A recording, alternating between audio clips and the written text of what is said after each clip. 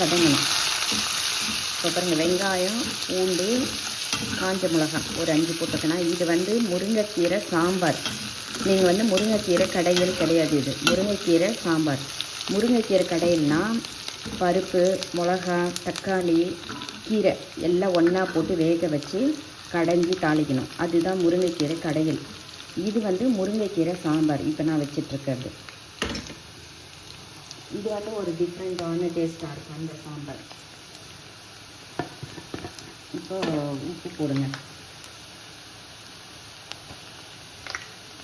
உப்பு போட்டு நல்லா கிளறிடுங்க. இது நல்ல ப்ரௌனிஷ் ஆகணும். இந்த வெங்காயம் பூண்டெல்லாம் ரொம்ப ப்ரௌனிஷ் ஆகணும். நல்லா வதக்கிடுங்க. அதுக்கப்புறம் கொஞ்சம் மிளகாய் பொடி, நிறைய போடாதீங்க, ஏன்னா காஞ்ச மிளகாய் இருக்குது. வதங்கணும். அதுக்கப்புறம் பெருங்காயம்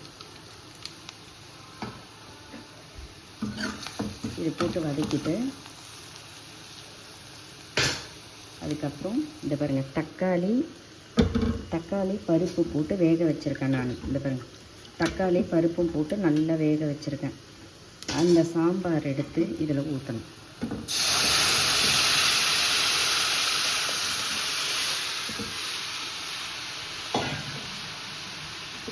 இப்போ என்ன பண்ணோம், ஊற்றிட்டோம் இல்லையா? இப்போது அது ஒரே கொதி தான். அதுக்கப்புறம் இந்த கீரை எடுத்து அதில் போடணும். எலசாக இருக்கணும் இந்த கீரை. முத்தல் கீரை அந்த கடையணும். இது எலசாக இருக்கணும். கொஞ்சமாக போடுங்க, நிறையெல்லாம் வேணாம், கொஞ்சம் கீரை போடுங்க.